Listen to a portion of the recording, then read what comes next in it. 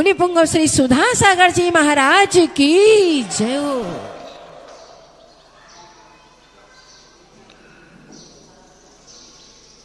प्रसंग चल रहा है। Hello hello. दो विचारधाराएं दुनिया में होती हैं। एक दुनिया हमारे लिए या हम दुनिया के लिए। भगवान हमारे लिए और हम भगवान के लिए। माँ बाप हमारे लिए, हम माँ बाप के लिए। गुरु हमारे लिए, हम गुरु के लिए। धर्म हमारे लिए, हम धर्म के लिए। ये है परस्परोपग्रहो जीवानाम। यह अनेकांतमयी धारा, यह अनेकांतमयी सोच यदि व्यक्ति का बन जाए तो ये संसार में इतना आनंद की अनुभूति होगी कि संसार में व्यक्ति रहने वाला इतना सुखी हो जाएगा। यदि हमें व्यवहार ही चलाना है, व्यवहार ही चलाना है, दुनिया में हमें रहना है, तो जितना दूसरा वस्तु हमारे लिए है उतने ही हम दूसरे के लिए हैं। एक अंश भी बराबर नहीं, एक अंश भी कम बड़ नहीं। जो वस्तु हमारी जिंदगी में जितने काम आती है, हम भी उसकी जिंदगी में उतने ही काम आएंगे। कम बेसी मत करना। व्यवहार बराबर का होता है, व्यवहार बराबर का होता है। दुनिया से व्यवहार बनाओ, दुनिया का शोषण मत करो। सब चीज से व्यवहार बनाओ। पेड़ से तुम्हें जितना मिलता है, पेड़ को भी तुम उतना दो। खेत से तुम्हें जितना मिलता है, उसको खेत से दो। हवाओं से जितना मिलता है, उतना हवाओं को दो। जितने % में आप हवा को गंदा करते हो, उतनी ही हवा को आपको स्वच्छ करना है। हम गंदी तो बहुत ज्यादा हवाओं को कर रहे हैं, पर्यावरण बिगाड़ रहे हैं, लेकिन क्या हम उतना पर्यावरण शुद्ध कर रहे हैं? क्यों बिगड़ रहा है प्रकृति का बैलेंस? क्यों पर्यावरण दूषित हो रहा है? क्योंकि हम हवाएं जितना हमें शुद्ध रख रही हैं, हवाएं जितना हमें जीवित रख रही हैं, हम हवाओं को उतना जीवित नहीं रख पा रहे हैं। हम जितनी हवाओं को गंदा करते हैं, उतनी हवाओं को हम स्वच्छ नहीं कर पा रहे हैं। गंदे करने का क्रम तो निरंतर चल रहा है। कभी श्वास के माध्यम से, कभी व्यापार के माध्यम से, किसी न किसी रूप में 24 घंटे हम वायु को दूषित कर रहे हैं। और हमें मालूम यह भी है कि तुम दूषित किए बिना जिंदा नहीं रह सकते। इसलिए मैं ये नहीं कहूँगा कि वायु को दूषित मत करो, नहीं कहूँगा।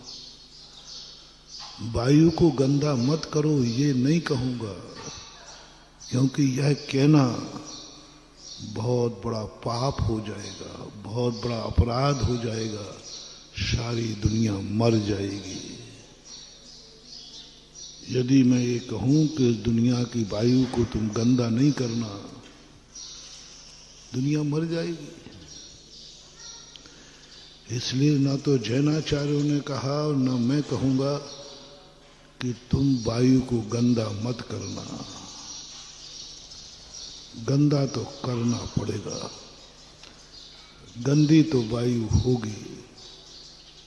बस धर्म ये नहीं कहता है कि तुम वायु को स्वच्छ करने के लिए मर जाओ, लेकिन वायु को गंदा मत करना, ऐसा कहीं किसी आगम में नहीं लिखा।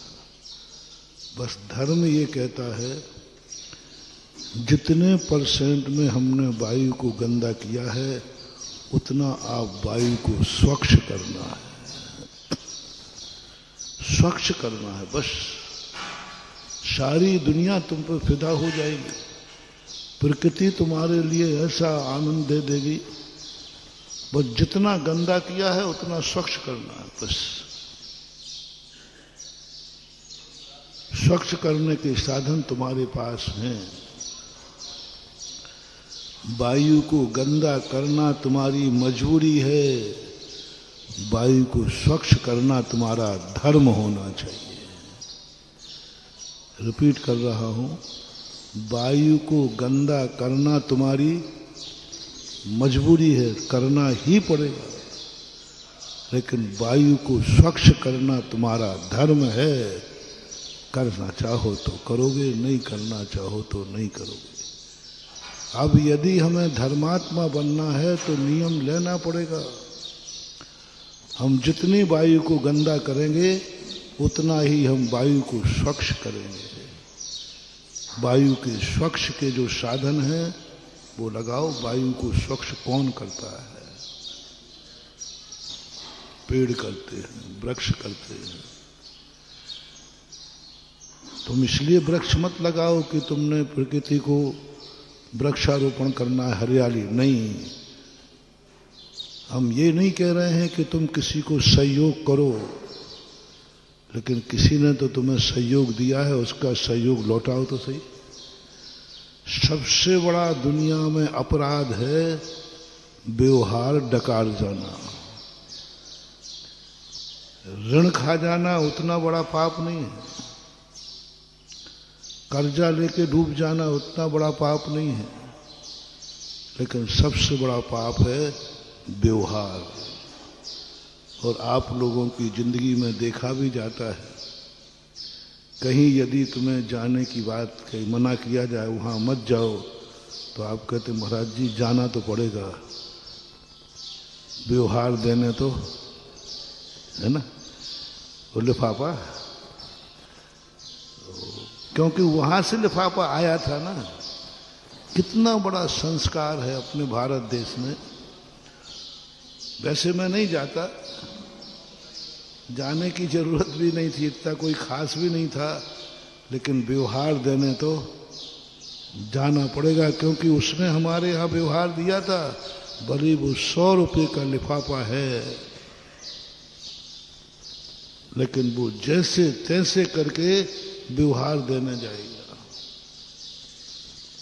ये जो आप लोगों की हमने जब सुना, कई बार मेरे सामने घटित हुआ, कहीं कोई कार्यक्रम में जाने की बात आई तो उनका नहीं महाराज जी मुझे 1 घंटे की छूट चाहिए। मैंने क्यों? बोलो महाराज जी व्यवहार चुकाना है। बस वो व्यवहार दे करके, व्यवहार लिखा करके मैं वापस तुरंत आ जाऊंगा, और कोई मुझे से ना खाना है ना पीना है, कुछ नहीं, व्यवहार वापस करूंगा। अब मैं तो कच्चे माल को पक्का बनाने में माहिर हूं। कच्चे माल को पक्का बनाने का मेरा काम ही है।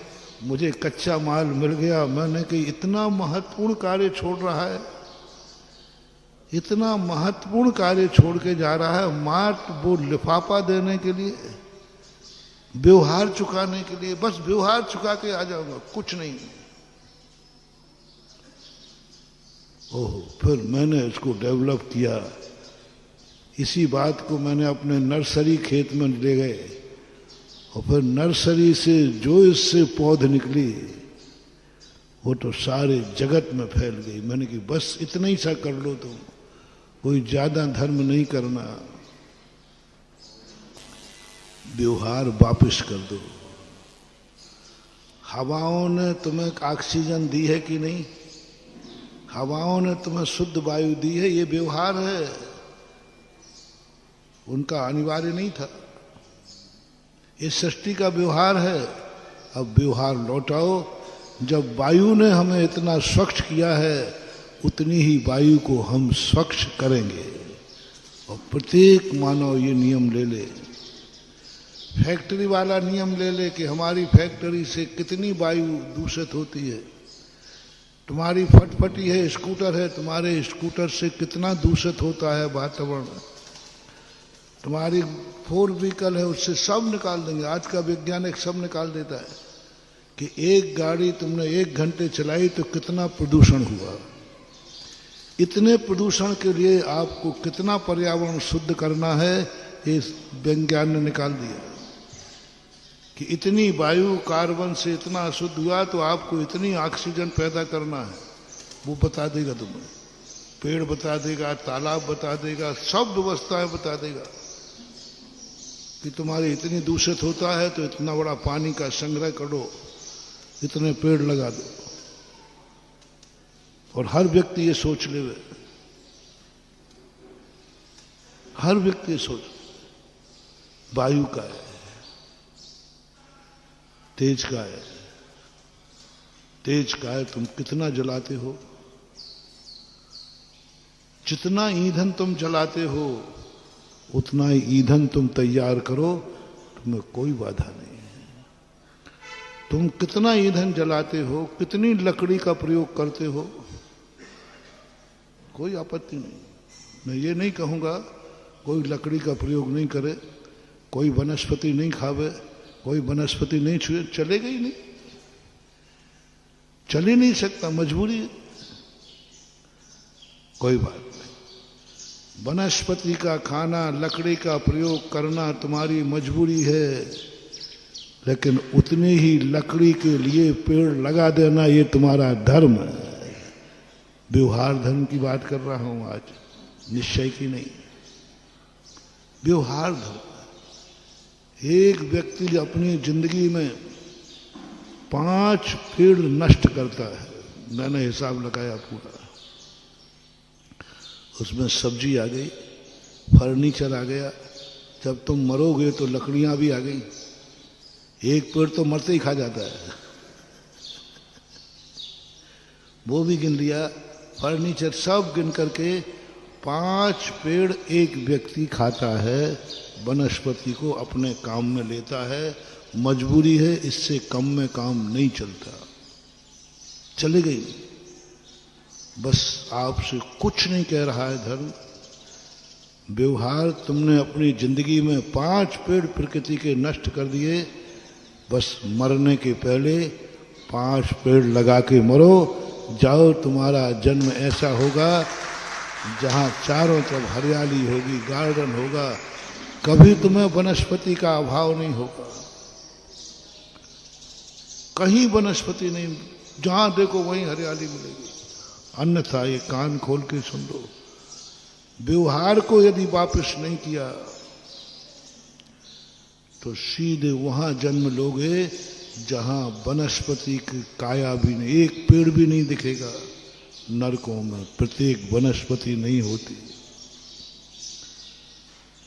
रेगिस्तान, ऐसे मरुस्थल जहां हरियाली नाम की चीज नहीं होगी, क्योंकि तुम व्यवहार डकार गए थे।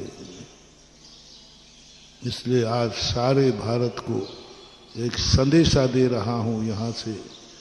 हर व्यक्ति को ये संकल्प करना है कि हमारी जिंदगी में 5 पेड़ हमने खाए हैं, हमारे लिए उपयोग आए हैं। हम मरने के पहले 5 पेड़ लगा के बड़े करके मरोगे, अकेले थोप करके नहीं। उन 5 पेड़ों को बड़े करोगे, जितने बड़े पूरे हरे भरे करोगे, कम से कम एक पेड़ को तैयार करने में 5 से 7 साल लगते हैं, फिर तुम्हारी जरूरत नहीं है। इतना व्यवहार तुमने चलाया, जिंदगी में सदा तुम्हें वनस्पति मिलती रहेगी। जल तुम्हारे जीवन का आवश्यक है। जल तुम्हारे लिए है, कोई बात नहीं। जितना तुम जल को गंदा करते हो उतना ही जल तुम्हें स्वच्छ करना है, उतना ही जल स्वच्छ करना है।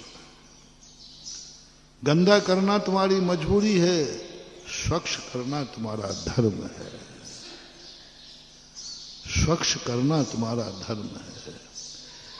एक नदी को तुम मिलकर गंदा करते हो तो एक नदी को सब मिलकर के स्वच्छ करो, नहर बनाओ, उसमें से निरंतर पानी बहता रहे, ये उपाय करो। एक गंदे का नाला बना लो, जहां जहां गंदे नाले बने वहां वहां एक स्वच्छ नहर बनना चाहिए।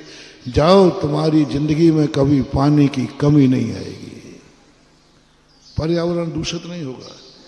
गंदी नाली बह रही है और गंदी अस्वच्छ नहर बह रही है, वो बहुत कभी वातावरण अशुद्ध होगा ही नहीं। पानी सबसे ज्यादा, वनस्पति से ज्यादा पानी पर्यावरण को शुद्ध करता है। जहां जहां नाली है वहां वहां स्वच्छ जल की नहर जरूर होना चाहिए। ये व्यवहार है। हम नाल पानी को गंदा करते हैं तो पानी को स्वच्छ करते हैं। इसी प्रकार पृथ्वी है, तुम पृथ्वी को गंदा करते हो, किसी ना किसी रूप में शोषण करते हो। आपने मकान बनाया, पृथ्वी पर फर्श कर दिया, श्वास लेना मुश्किल है वहां जीवों को, कितना फर्श कर दिया। अब इसके नीचे की जो मिट्टी है वो श्वास कैसे ले रही होगी? वो पृथ्वी का है जीव, उनका क्या हो रहा होगा? मैं ये नहीं कहूंगा कि तुम मकान बना बंद कर दो, तुम मंदिर बनाना बंद कर दो, वो नहीं, वो तो तुम्हें चाहिए, मजबूरी है। लेकिन कुछ भूमि को ऐसा उर्वरा बना दो, कुछ बंजर भूमि को उर्वरा बना दो, जहां से यहां का जो एनर्जी निकलती थी वो एनर्जी वहां से डेवलप हो जाएगी। भूमि को उर्वरा बना दो। ऐसा सभी चीजों में लगा लेना। सरकार को लगा लेना, सरकार से, राजा से। चाणक्य ने लिखा है कि सरकार, राजा से हमें जितना मिलता है, राजा हमें जितना सहयोग करता है, हमारा कर्तव्य है कि राजा को भी हम उतना समृद्ध करें। ये व्यवहार की बात है। राजा हमारे लिए और हम राजा के लिए। परस्पर उपग्रह जीवाना। परिवार में भी तुम्हारे लिए देख लीजिए, संसार में जितने लोग तुम्हारे काम के हैं, क्या उतने तुम उनके काम आ रहे हो? जितना तुम काम ले रहे हो, एक नौकर से जितना काम ले रहे हो, क्या उतनी मजदूरी उसको दे रहे हो? व्यवहार है। क्या आप माँ बाप से व्यवहार चुकाओ? क्या माँ बाप का तुम्हारे ऊपर जितना उपकार उन्होंने किया, क्या वो उपकार तुमने व्यवहार के रूप में लौटा पाए? बराबर का सौदा है। माँ बाप ने तुम्हारे साथ क्या किया उसकी नोटिंग करो, जन्म से लेकर के जब तक तुम्हारे लिए होश आया, आज से ही ले लो। आज के पहले तक माँ बाप ने क्या क्या तुम्हारे साथ किया, यदि माँ बाप नहीं होते या नहीं करते तो तुम्हारे क्या हाल होते। शुरू करो जन्म से कहानी, क्या क्या किया।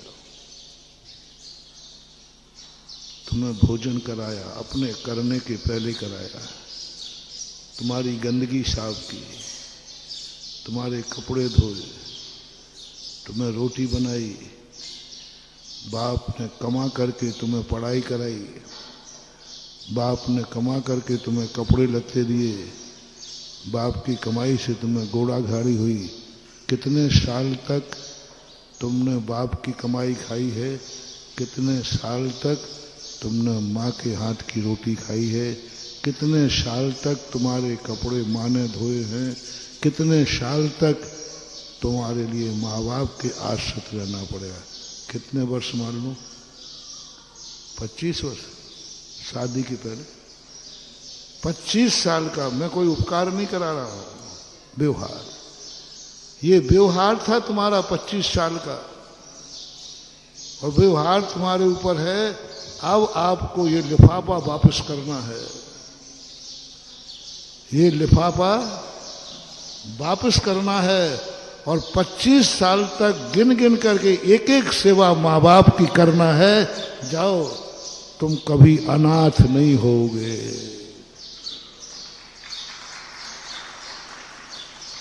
कभी अनाथ नहीं। जो जो उन्होंने किया वो रिटर्न करना है। 25 साल के बाद उन्होंने तुम्हारे कपड़े धोए, तुम उनके धो। उन्होंने 25 साल रोटी खिलाई, तुम उनको खिलाओ। 25 साल तक तुम्हें कमा करके खर्चा दिया, अब 25 साल तक कमाओ तुम और खर्च वो करेंगे। खर्च वो करेंगे। सब कुछ अब तुम्हें करना है, और कोई एहसान नहीं लादना है, कोई एहसान नहीं लादना।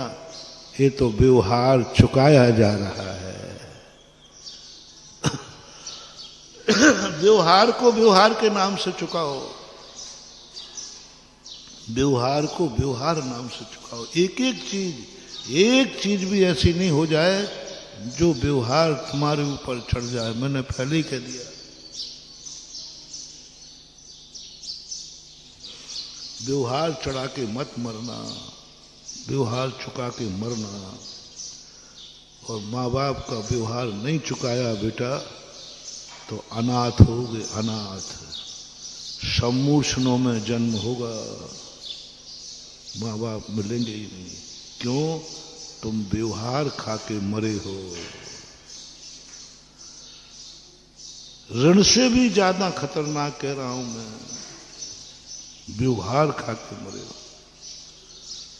और कितने लोग व्यवहार खा के मर रहे हैं। हर व्यक्ति का ये ले लो, हर व्यक्ति का, रिश्तेदार का ले लो, परिवार में भाई बंधु का ले लो, पति पत्नी का ले लो, संसार में किसी का। बस इतना सा तुम्हारे लिए मोटिवेशन दे रहा हूं कि संसार में किस किन व्यक्तियों ने तुम्हारी जिंदगी में उपकार किया है, उनको अब चुकाना है मरने के पहले। ऐसा करने से तुम्हें अनाथ पने से बचा लूंगा। तुम अनाथ नहीं हो, तुम रेगिस्तान में नहीं जन्मोगे। और यदि इसे अवभाग्य मान के कर लिया, यदि इसमें तुमने ब्याज दे दिया, ब्याज जानते, यदि व्यवहार उसने 100 रुपया दिया है, कितने साल पहले 100 रुपया का व्यवहार दिया था? 100 रुपया का लिफाफा आए हुए कितने साल हो गए? 10 साल हो गए मान लीजिए, हो सकता है। तो 100 रुपया पर ब्याज कितना मान लें? 1 रुपया मान लें, तो साल भर का 12 रुपया हुआ। 10 साल का तो 220 रुपया तुम मुझे व्यवहार में दे के आओ, तो फिर तुम्हारे लिए हम और आगे बढ़ोतरी करें। फिर माँ बाप ही नहीं मिलेंगे, तुम्हारे माँ बाप तुम्हारे धनाढ्य होंगे। राजा मिलेगा, सेठ मिलेगा, धनवान मिलेगा, क्योंकि तुमने व्यवहार ब्याज सहित चुकाया है। 10 साल पहले 100 रुपया, आज तो उसका ब्याज बन गया। माँ बाप ने 25 साल सेवा की है, तो तुम 40 कर दो ब्याज से। तुमने 5 पेड़ खाए हैं ब्याज सहित। हमने अपनी जिंदगी में 5 पेड़ नष्ट किए हैं 7 लगा के मरूंगा।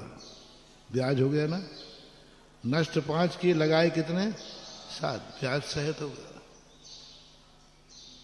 ब्याज से सब चीज में ब्याज जोड़ो। जो जो उपकार तुम्हारे ऊपर किसी ने किए, जो जो किए हैं, एक दिन इसी के लिए दे दो महानुभाव। बहुत सस्ता सौदा बता रहा हूं।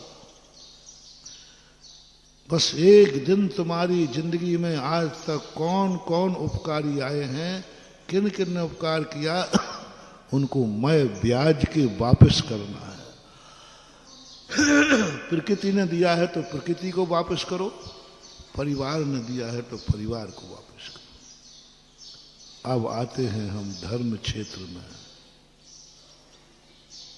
ये तो संसार क्षेत्र हो गया। क्या तुम्हारी जिंदगी में कभी जाति का लेते, जैन जाति का कोई उपकार है तुम्हारी जिंदगी में?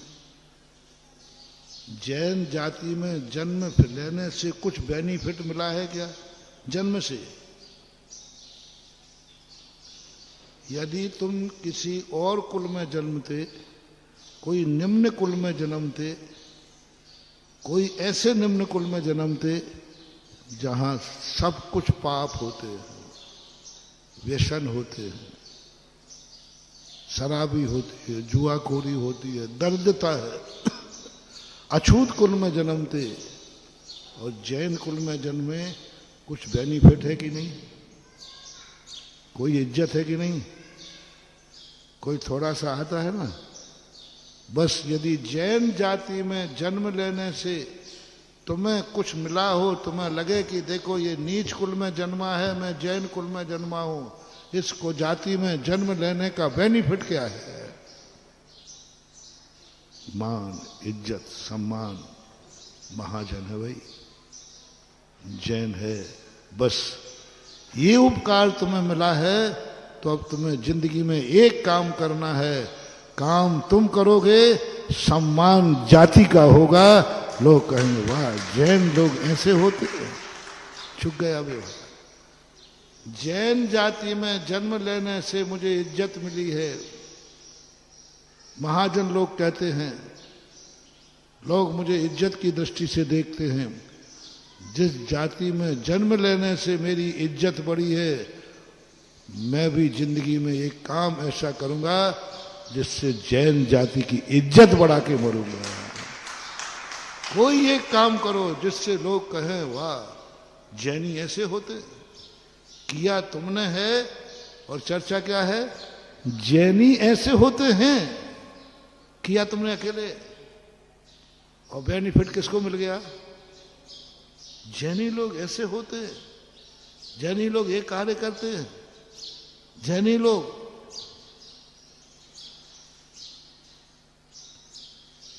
कल की खबर है, लोगों में धारणा है कि जैनी तो कहीं किसी से, उनको ना गरीबों से मतलब है, ना किसी से कोई मतलब है, उनको अपने मंदिर से और भगवानों से मतलब है।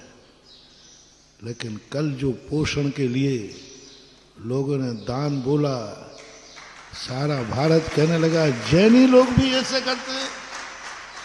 पूरे अशोक नगर ने वो कलेक्टर की बात नहीं सुनी जो काल मां 10 मिनट में जैनियों ने सुन ली। जैनी का सम्मान बढ़ गया। दिया 10 लोगों ने होगा, लेकिन नाम जैनी लोगों ने ऐसा किया। जैनी लोगों ने ऐसा किया। ओह, बस ये चीज हमें देखना है कि जिस जाति में हमने जन्म लिया है, जिसने मुझे सम्मान दिया, मैं उसको भी सम्मानित कराऊंगा कोई अच्छा कार्य करके। आज तुम भोजन करते हो शाकाहार, लोग तुम्हें अच्छी दृष्टि से देखते हैं। आज तुम कभी होटल में जाना और वहां कहना कि मुझे जैन भोजन चाहिए, मैं ये नहीं खाता हूं, ये नहीं खाता हूं। ओह, जैनी ऐसे होते हैं। हम रात में नहीं खाते हैं। अच्छा, जैनी रात में नहीं खाते हैं। अब खाया तुमने नहीं और नाम किसका हो गया? पूरी जैन जाति का हो गया। ये है हमारा व्यवहार, चुका दिया हमने। यदि आपको जिस कुल में जन्म लिया है उस कुल से तुम्हें कोई इज्जत मिली है, यदि इस कुल में जन्म नहीं होता, ये मेरे माँ बाप नहीं होते, तो मुझे इस दुनिया में कोई पूछने वाला नहीं था। जन्म तो कहीं भी हो जाता है, जन्म तो पशुओं के यहां भी होता है, वहां भी माँ बाप होते हैं। जन्म तो पापियों के यहां भी जन्म माँ बाप से होता है। तुम्हें जिस माँ बाप और जिस परिवार से जन्म हुआ, उससे तुम्हें बेनिफिट क्या मिला? कुल से। यदि कुछ कभी महसूस हो कि ओहो, इस कुल में जन्म लेने से मुझे जन्म से ये बेनिफिट मिला, मरने के पहले कोई एक काम ऐसा करना जिससे उस कुल का मस्तक ऊंचा हो जाए।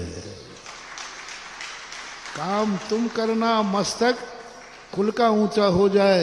जाओ तुम एक दिन तीर्थंकर के कुल में जन्म लोगे। कैसे मिलती हैं ये सब उच्च पर्यायें, कैसे मिलती हैं ये नीच कुल, कैसे मिलते हैं बड़े बड़े तीर्थंकरों के, कैसे हो जाते? मैंने शास्त्रों में खोज करके तुम्हें बता रहा हूं कैसे मिलता है तीर्थंकर का कुल, कैसे मिलता है इज्जत वाले माँ बाप का कुल, कैसे मिल जाता है?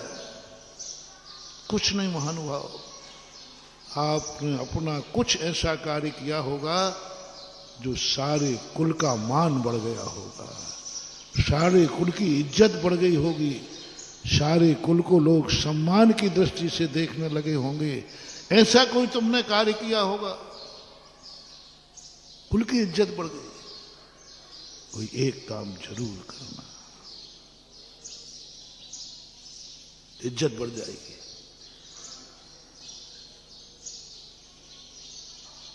बहुत सबसे बड़ा काम, मरने के पहले तुम कोई बड़ा दान देके मरना, मरने के पहले कोई तपस्या करके मरना। हम लोग जो मुनि बने हैं, लोग कहते महाराज जी आप लोगों ने तो सब कुछ बड़े होकर के सब कुछ कर लिया, वो तो बाबा जी बन गए। हाँ, हमारे ऊपर भी आप कह सकते, कोई आपको, मेरे पास तो खुला खाता है, सुबह हम बोल सकते हैं, सुबह शाम को तुम कुछ भी प्रश्न कर सकते, तुम छूट है। सुबह हम तुम्हें निपटाते, शाम को तुम निपटा दिया करो। सुबह हम तुम्हें झाड़ रहे ना, शाम को तुम मुझे कहना महाराज जी आप चिंता मत करना बेटा, मैं हर विरोधी प्रश्न की तैयारी करके बैठता हूं। योद्धा वही है, अपने शस्त्र पर विश्वास न करे, दुश्मन के शस्त्र की तैयारी करके रखे, तब बात बने। कितने विरोधी तत्व आ सकते हैं। जब मैं प्रवचन दे रहा हूं तो मैं सोच रहा हूं, कई लोग सोचते बाबा जी आप, मैंने सोच के रखा है। देख लीजिए, हम लोगों ने दीक्षा ले ली, मुनि बन गए, बोलो उस कुल की इज्जत कितनी बड़ी है कि नहीं? क्या बात करो, उन माँ बाप को, उस कुल को कौन पूछता था? आज लोग कहते हैं कि ये मुनि महाराज का कुल है, ये मुनिराज के मम्मी पापा हैं। इज्जत देखो कितनी बढ़ गई। उस कुल की इज्जत बढ़ाई है या घटाई है? उस कुल की इज्जत बढ़ी। जिस कुल से जाकर के मैंने दीक्षा ली, उस कुल की इज्जत बढ़ी, उन माँ बाप की इज्जत बढ़ी, यहां तक कि बोल दो ना रिश्तेदारों की भी। अच्छा, एक मुनि जिस कुल में से बन जाता है, कितनों की इज्जत बढ़ जाती है?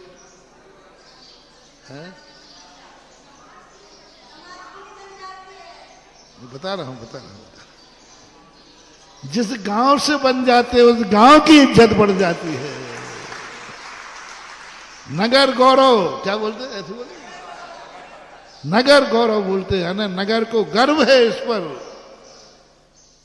क्यों नहीं मिलेगा मुझे विधेय क्षेत्र? मैंने नगर का गौरव बढ़ाया है। क्यों नहीं मिलेगा मुझे तीर्थंकर का कुल? मैंने कुल का गौरव। क्यों नहीं मिलेंगे हमें तीर्थंकर जैसे माता पिता? क्योंकि हमने माँ बाप का गौरव बढ़ाया है, घटाया नहीं। उनके मिलने से हमारा गौरव बना कि यदि ये उच्च कुल नहीं मिलता तो हम दीक्षा लेने लायक। उच्च कुल नहीं मिलता तो तुम अभिषेक करने लायक होते? क्या तुम भगवान के चरण छूने लायक होते? किसकी बदौलत है बोलो?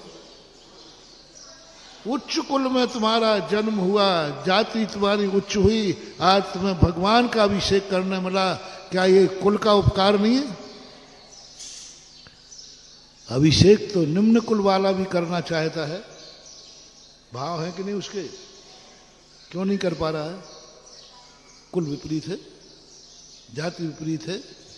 ये उपकार तुम्हारे ऊपर है। यदि कोई विपरीत कुल होता तो क्या मैं दीक्षा ले पाता? दीक्षा लेने का भाव भी होता तो नहीं ले पाते। तो ये उपकार उनका है। इस उपकार का बदला ये है कि आज पूरा कुल, पूरी जाति, पूरे रिश्तेदार इज्जत की दृष्टि से देखे जाते। अरे भैया ये महाराज जी के लगा दो ना आप लगा दो ना, महाराज जी के गांव के हैं। अरे गांव के हैं तो भी इज्जत बढ़ गई। गांव का है। अरे यहां तक कि उस गांव में जैनी की नहीं, अजैनों की इज्जत बढ़ गई। अजैन भी तुम्हारे यहां आ जाए और वो कहे कि भैया मैं सदलगा से आया हूं, बोलना जल्दी बोलना, आपके हाथ उठ जाएंगे कि नहीं? अच्छा भैया सदलगा से आए, उस गांव से जहां से हमारे आचार्य महाराज थे, हो बस। अब वो अजैन है, कोई मतलब ही नहीं है। मात इतना है कि मेरे गुरु के गांव का है, उसकी इज्जत बढ़ गई। उसकी इज्जत कौन पूछता था उसको? सैकड़ों गांव वाले आ रहे, कोई ने नहीं पूछा। और थोड़ा और कह दे, नहीं वो मेरे बचपन के दोस्त थे।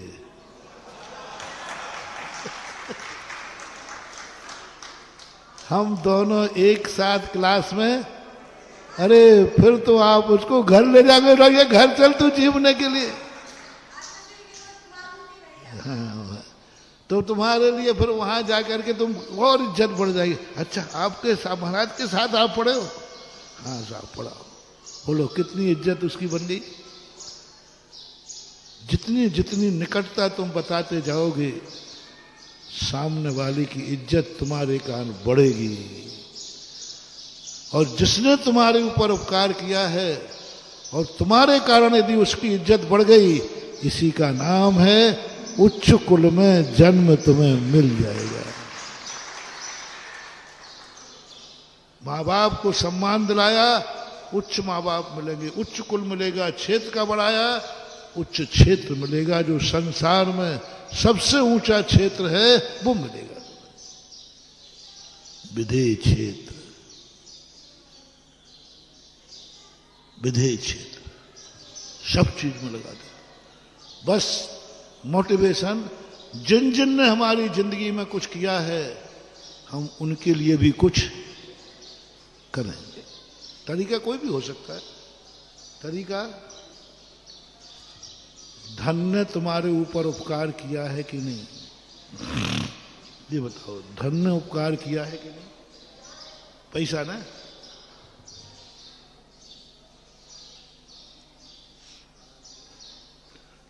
धन का ऊपर तुमने क्या उपकार किया?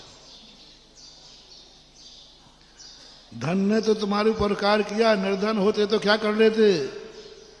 बस धन ने हमारे ऊपर उपकार किया है। मैं धन को ऐसे स्थान पर लगाऊंगा जिस धन को सारी दुनिया नमस्कार करेगी। हे धन, तू मेरी जिंदगी में आया, तूने मुझे कितने सुख दिए। यदि धन नहीं होता तो मेरा क्या होता? धन नहीं होता तो मैं कहाँ से पढ़ता, धन नहीं होता तो मकान कहाँ से होता, धन नहीं होता तो घोड़ा गाड़ी। धन के बिना क्या जिंदगी है बोलो आप लोगों की? धन के बिना बेकार जिंदगी है। बस लिस्ट बना लो, धन का तुम्हारे जीवन में क्या उपयोगिता है। ये होमवर्क में एक निबंध दे रहा हूं, निबंध प्रतियोगिता। धन का तुम्हारे जीवन में क्या उपयोग है बोलो? हमारा उपयोग एक उपयोग है। धन के बिना तो कुछ है नहीं, बस बस और कुछ नहीं है महानुभाव। मैं तुम लोगों का कोई दुश्मन नहीं हूं, मेरा एक ही भाव है, क्योंकि मैं जानता हूं इस धन ने तुम्हारे जीवन में कितना उपकार